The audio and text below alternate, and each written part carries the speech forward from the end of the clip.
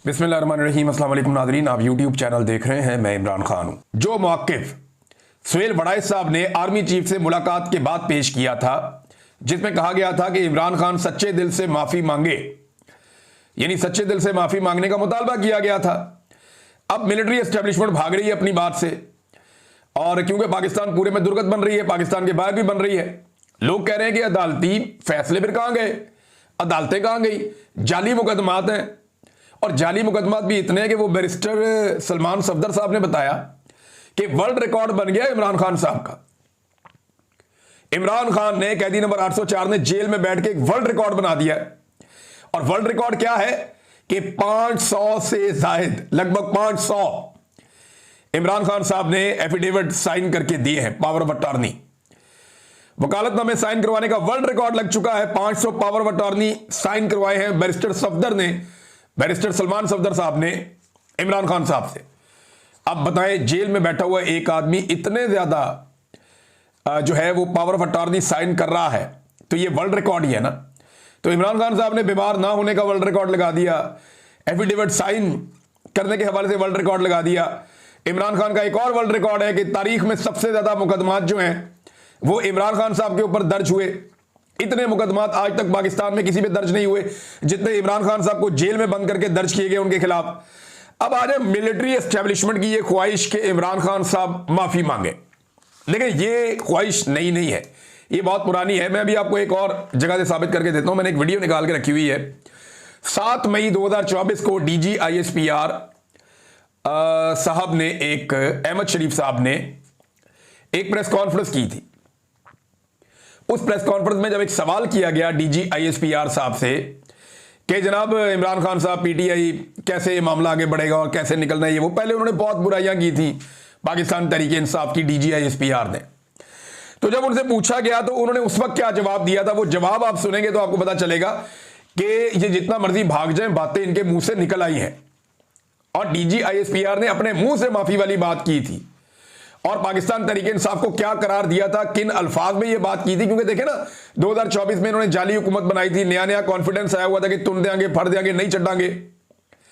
फिर इन्हें इस बात का भी आइडिया था, इन्हें पता था कि डोनाल्ड ट्रंप इलेक्शन नहीं जीत रहा, तब जो बाइडेन बैठा हुआ था, तो इनका तो कॉन्फिडेंस ही कहीं से कहीं पहुंचा हुआ था।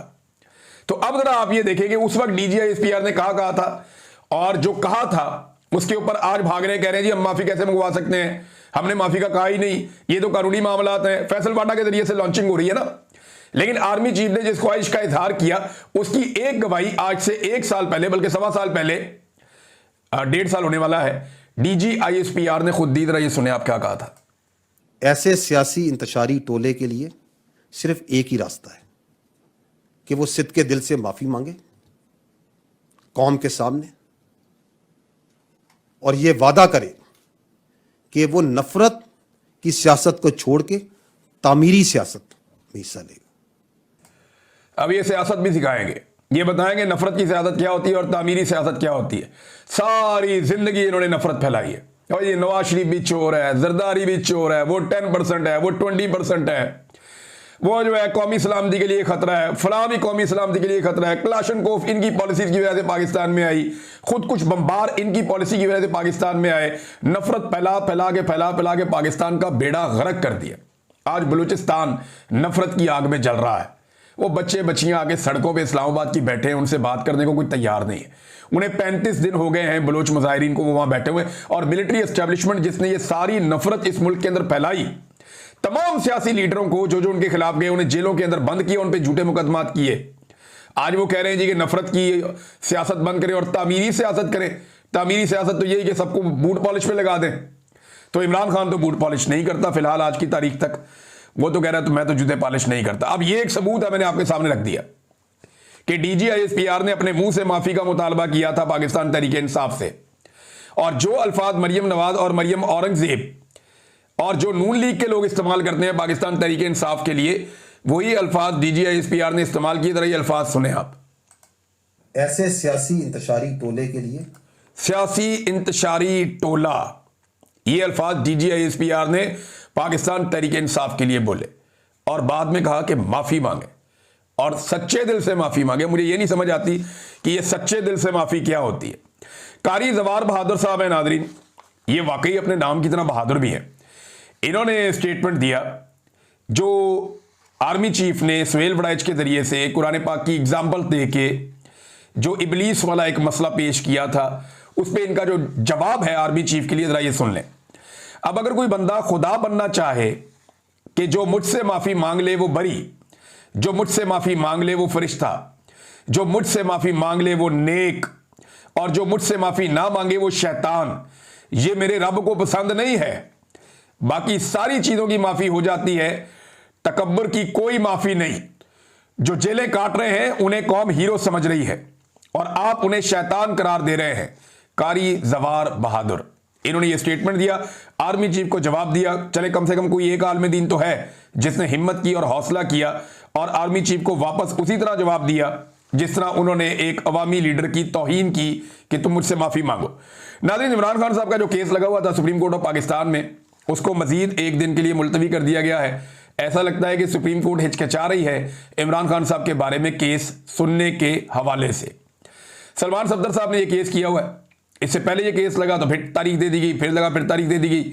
अब यह केस लगा हुआ था सुप्रीम कोर्ट में और केस को कल तक के लिए इसलिए मुलतवी किया गया कि चीफ जस्टिस ने कहा जी सलमान सफदर जो बैरिस्टर हैं उन्होंने कुछ इजाफी दस्तावेजात जमा करवा दी हैं, तो मैं ये दस्तावेजात पढ़ना चाहता हूं, मुझे ये दस्तावेजात पढ़ने के लिए एक दिन दिया जाए। तो एक दिन के बाद कल 10:30 बजे ये दस्तावेजात पढ़ के मैं आऊंगा और फिर मैं इस केस को सुनूंगा। सलमान सफदर साहब कहते रहे सर कोई इजाफी दस्तावेजात नहीं है, ये सुप्रीम कोर्ट ऑफ पाकिस्तान के फैसले हैं, रूटीन मैटर है, ये तो जमा होते रहते हैं, आते रहते हैं। ये तो जब केस चल रहा होता है तो केस के दौरान भी सुप्रीम कोर्ट के फैसलों का हवाला दिया जाता है, उसी वक्त जजेस निकाल के सामने देखते रहते हैं, साथ साथ केस सुनते रहते हैं। मेरे अपने केसेस में हुआ, बार बार हुआ, बहुत सारे और केसेस में होता है। मैंने ये मियां अली अशफाक साहब से सीखा कि वो हाई कोर्ट के और सुप्रीम कोर्ट के फैसलों के हवाले देते थे और साथ निकाल कर वो सामने रख देते थे और जज साहब को बताते थे कि सफा नंबर इतना खोलें, वहां पे ये लिखा हुआ है, तो जज निकाल के उनको पढ़ते थे। ये तो एक नॉर्मल चीज है, ये ड्यूरिंग द केस ये चीजें होती हैं।